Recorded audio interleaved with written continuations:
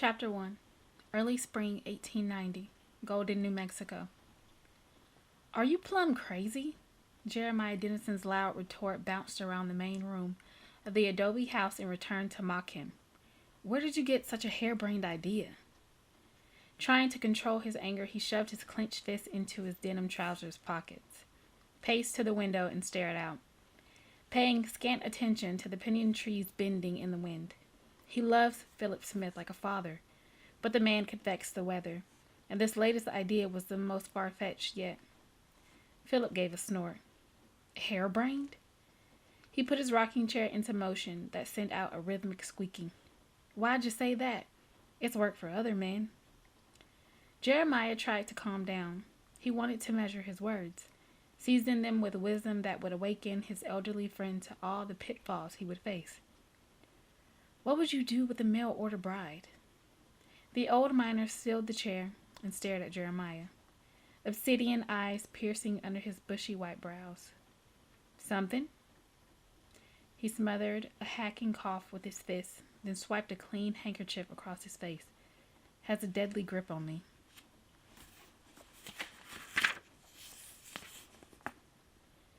"I know you're sick. I take care of you, don't I?" Jeremiah resented the fact that what he'd done wasn't enough. Otherwise, Philip wouldn't even consider such a preposterous proposition. His old friend reached up to scratch the straggly beard he'd worn all the years he was a miner, but it was no longer covered his clean-shaven chin. Old habits died hard. "Jerry, I don't want to be a burden on you." "You'd rather be a burden on a woman you don't even know." Jeremiah regretted his cynical tone the moment the words flew from his lips. He softened his tone. "I've never considered you a burden any more than you thought I was a burden when I came to the goldfields as a greenhorn." Philip clutched the arms of the rocking chair and slowly rose. He took a moment to steady himself before he ambled towards Jeremiah. "I ain't come to this decision easy." He squinted up into Jeremiah's face. "I done studied it for a while." Jeremiah straightened the fingers he'd gripped into fists and relaxed his stiff spine. "What do you mean, studied?"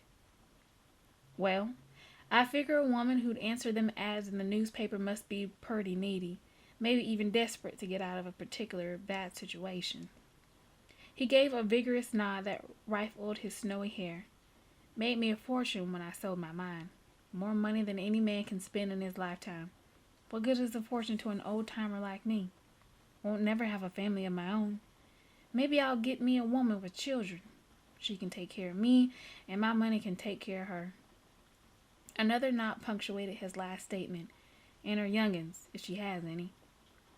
How could Jeremiah deny his mentor's request? Philip never asked for much. If he didn't do this, the stubborn old man would look for help from someone else. A lesser friend might have a wagging tongue and spread the story all around Golden. Philip didn't need people gossiping about him sending for a bride, and other miners might try to nab her for themselves when she arrived. If Jeremiah had his way, he would be fine with him if they did, but his friend would be too disappointed. He didn't want to break Philip's heart, just talk him out of making this mistake. "Jerry, you ain't mad 'cause I'm planning to give my money to someone else, are you?" The words stabbed Jeremiah's heart. How could Philip believe that about him? "I don't need your money. I have more than enough of my own, thanks to selling my own mine and starting the ranch like you told me to." The hoary head nodded. "That's what I figured." "Where are you going to send the ad?" Jeremiah couldn't believe he was considering being a part of this crazy scheme, but what else could he do? Philip limped toward the sturdy pine dining table where a stack of newspapers was piled haphazardly beside blank paper, an inkwell, and a pen. "I read all these, and I think I'll send it to the Boston Globe." He picked up the top newspaper and shoved the rumpled papers toward Jeremiah. Taking the newsprint, Jeremiah glanced at the headlines on the front page. An unusually hard winter had left many people out in the cold. Why Boston? "Don't want just anybody. Want to help a lady in distress." Philip folded his scrawny arms across his bony chest. "Figure most of the women in Boston are ladies. My Aunt Charlotte come from Boston. And she was a lady. He stopped and cleared his throat, then wheezed out a slow breath. You do the writing, 'cause mine looks like hen scratching. Judging from the stubborn tilt to the old man's chin, Jeremiah knew Philip's mind was made up. He dropped the newspaper back on the stack and pulled out the chair beside the stationery. What do you want to say? He picked up the pen with the golden nib, another of the things the old miner had bought after he'd sold the mine. It had never been dipped into the inkwell until now. Philip leaned both hands on the table, puffed out his chest, and wrinkled his forehead in concentration. How about wanted? No. Makes it sound like she's an outlaw or something. Do it this way. A Christian man in Golden, New Mexico is seeking... He waited for Jeremiah to finish writing the phrase. Sound all right so far? Wanting to laugh, Jeremiah kept his eyes trained on the words before him. Philip was so serious. What are you seeking? The old miner scratched his head. I want a lady. Done already told you that. Maybe we could say a Christian lady. That should cover it. Jeremiah dipped the pen in the inkwell. When he held it poised over the paper, waiting for Philip to agree with his suggestion, a small drop fell and quickly spread into an unsightly blob. I've messed up this sheet. Do you have a pencil? I could use it while we figure out the wording. Then I'll copy it in ink. Philip made his way to the sideboard against the back wall of the large open room and pulled out a drawer. He shuffled through the contents before holding up the stub of a pencil. Here's the onlyest one I got. It'll do. Jeremiah reached for the pencil and continued. A Christian man in Golden, New Mexico seeks a Christian lady. Where do we go now? Once again, Philip was deep in thought.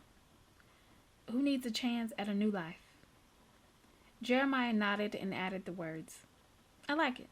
Do you want to say anything else, or should I put your name and address? That's enough, but put General Delivery as my address. A smile crept across the older man's face, bringing a twinkle to his rheumy eyes. He returned to his rocking chair while Jeremiah copied the words with ink, folded the message, inserted the paper in an envelope, and wrote the address for the Boston Globe on the front. I suppose you want me to take this to the post office. He knew Philip didn't get out much in the chilly spring air of the Ozark Mountains because it aggravated his breathing problem. If you don't mind. Philip reached into the watch pocket of his trousers and pulled out a coin. Here's the money. I don't need your money. Jeremiah headed toward the front door. I just hope you aren't making a mistake. Philip cleared his throat. Jerry? Huskiness colored his tone. I'm thankful for all you do to help me. He paused until Jeremiah gave him a nod. I've talked to the good Lord about this. I'm sure he agrees with what I'm doing. What could Jeremiah say to that? Nothing. He couldn't explain why, but when Philip Smith talked about his Lord, things happened. Jeremiah pushed his hair back before donning his Stetson and exiting through the front door. Being careful, it latched behind him. He didn't want Philip to have to get up and close it again if it should blow open after he was gone. Let him rest in his rocking chair. After all his long years of mining, he'd earned it. Marching down the cobblestone street toward the post office, Jeremiah hoped he wouldn't meet anyone who wanted to talk. The sooner he got his letter mailed, the sooner he could wash his hands of the whole situation. Maybe no one would answer the ad, or maybe he could just tear the whole thing up and not tell Philip he didn't mail it. If he wasn't honorable, he could get away with it, but he couldn't lie to the man who meant more to him than anyone in the world. Wouldn't be right. He'd make sure to look over any letters Philip received. He wouldn't let some floozy use his friend as her meal ticket and think coming here was her golden opportunity. In more ways than one. No sirree. He'd watch anyone who came with an eagle eye. She would have to pass his inspection before he'd introduce her to Philip, even if his old friend did say he talked to God about it. As Jeremiah walked into town, he fastened the top button of his long-sleeved shirt. The day would heat up later, but spring brought cool breezes in the early morning. When he passed the hotel, Caroline Oldman stepped through the door and started sweeping the boardwalk. Morning, Caroline.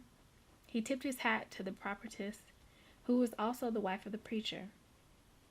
They'd been good friends to Jeremiah since they arrived in Golden. Their influence had calmed the rowdy town a bit. He kept walking toward the post office. Would Philip hear from a woman before summer? Jeremiah hoped the old miner wouldn't receive a single answer to his ad.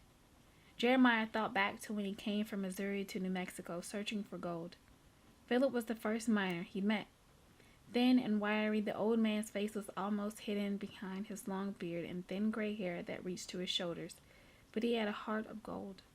He'd befriended Jeremiah and helped him learn all about mining. He was even there when Jeremiah's partner was killed in a cave-in at the mine they owned together. Philip had listened to all of Jeremiah's rantings and guided him towards becoming a cattleman. He knew Philip prayed for him all the time. But Jeremiah couldn't accept all that God nonsense himself. Where had God been when train robbers killed his mother and he was left in the clutches of his cruel uncle and father? With a shudder, he shook his head to dislodge the images invading his thoughts. The less he thought about the past, the better. Too much pain and suffering there.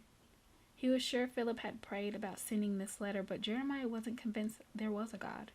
And if there was, why would he care whether some greedy woman came to fleece the old miner? No, Jeremiah would guarantee that didn't happen. Chapter 2. Early spring 1890, Boston, Massachusetts. Mattie Mercer pressed trembling fingertips against the throbbing ache in her temples. I need to see how Lorraine is faring. But Miss Madeline, your dear father has been gone only a few weeks. A deep frown marred Sarah Sneed's face, even though the words held compassion. You're still in mourning. You shouldn't go traipsing down to that shanty town. The usually cheerful woman, who had been more than a servant to Mattie since her mother died when she was only a child, turned to stir a pot on the stove. Frank has been taking food to her. She hasn't gone hungry. The swirl of the long-handled spoon kept Candace with her words. He'll take the basket to her this morning. There's no need for you to venture out into the cold. Mattie closed the fasteners on the black woolen full-length mackintosh, ending at her neck, then straightened the double cape attached at the top. I know Sarah, but I've been praying for her, and I feel a strong urgency to see her myself. At the sound of Sarah's huff, the outside kitchen door flew open, letting in Sarah's husband in more cold air than the stove could stave off. After he shut the heavy door, he stomped his feet on the doormat.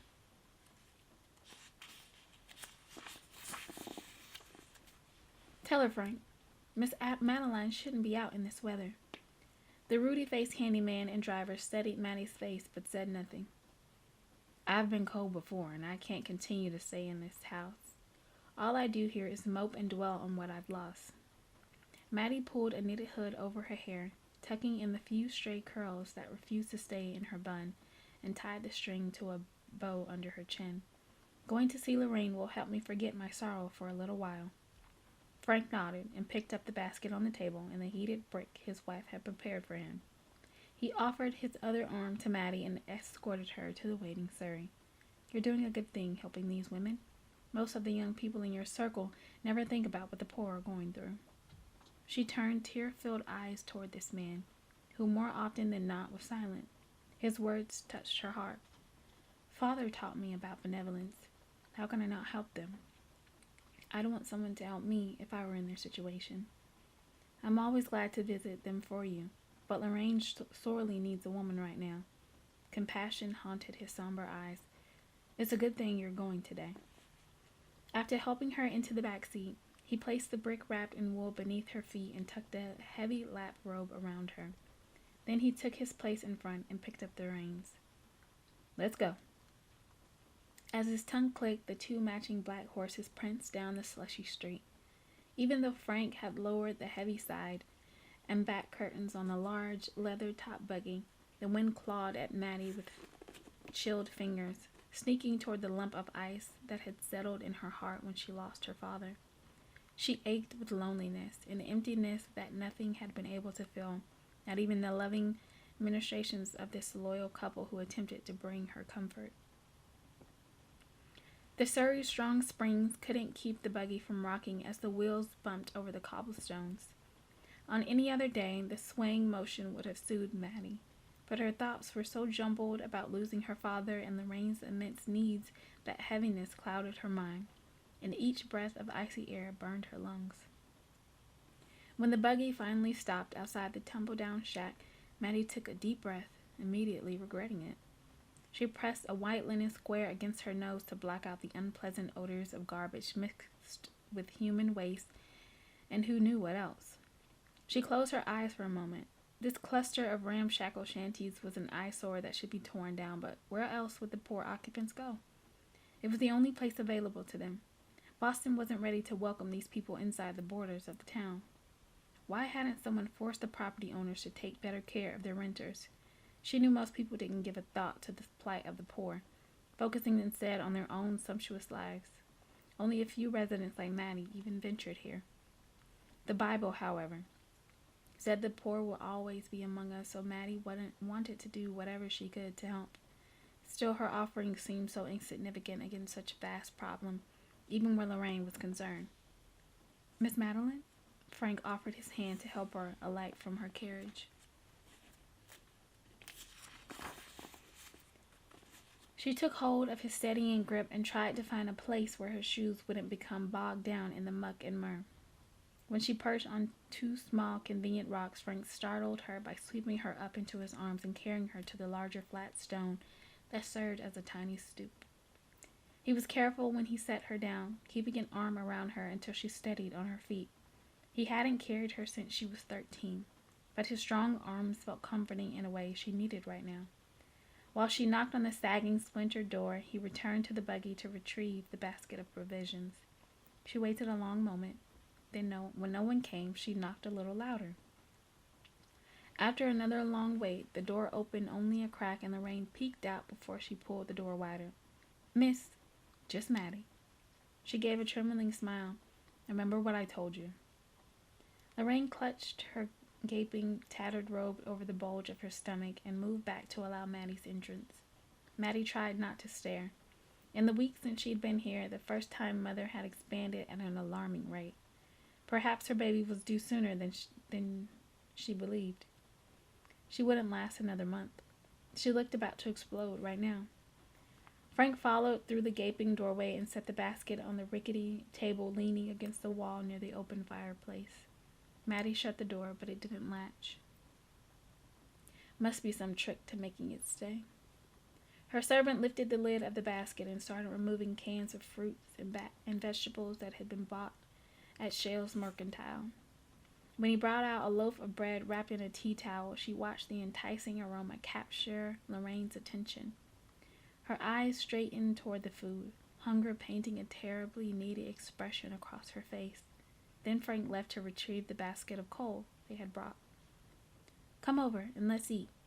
Maddie didn't have to urge Lorraine again. The pregnant woman waddled to the table and dropped into the chair closest to the fire. "That smells so good." Lorraine's raspy voice didn't sound right to Maddie. Worry climbed with spidery feet up her spine. Frank hastened across the room. "I'll keep watch over the horses and buggy." He scooped a tattered curtain back and peeked between the boards nailed across the broken window. With his back to them, Maddie knew Lorraine would feel less conspicuous and have a sense of privacy. She was grateful to Frank for being so astute. Maddie lifted the lid from the crockery jar filled with warm, homemade soup and filled a bowl for the young woman. To make her feel less embarrassed, Maddie also ladled a small amount into a bowl for herself. They were sitting far enough from each other that Lorraine couldn't see how little she had taken. She ate little bites while Lorraine gobbled the soup and bread. All the while, the woman's plight tore at Maddie's heart. After a few moments, Lorraine slowed her eating and her manners reflected Maddie's. "Thank you. I don't know what I would have done if you hadn't come. I didn't have a bit of food in the house." Maddie reached across